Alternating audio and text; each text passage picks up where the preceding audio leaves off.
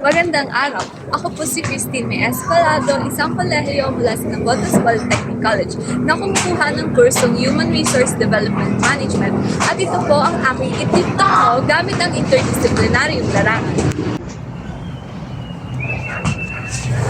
Alam niyo ba na ang human resources ay maaaring ihalintulad o ikonekta sa iba't ibang larangan? Ang HR ay napakahalagang propesyon sa industriya ng negosyo. Marami itong saklaw hindi lamang sa pag-i-interview o pagpapasahod.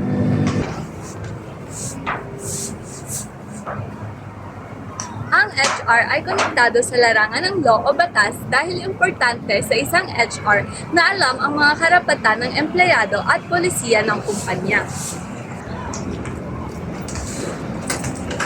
Ang HR ay maire-relate din natin sa psychology dahil importante alam namin ang mga pwede pa naming maitulong sa mga empleyado, madagdagan pa ang kanilang mga motibasyon, at maunawaan ang kanilang iba't ibang ugali at magkaroon ng mahabang pasensya.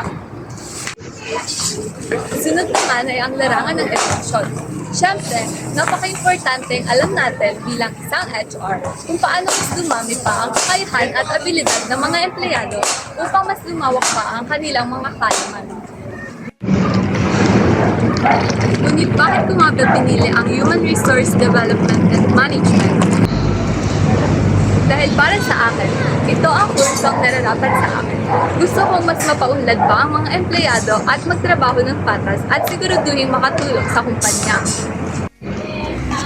Dahil dito, mas nagpapakita na ang HR ay hindi lamang basta tungkol sa interview at pagpapasahod, kundi tungkol sa pagbuo ng tulay sa iba't ibang profesyon para mas maging epektibo ang isang organisasyon.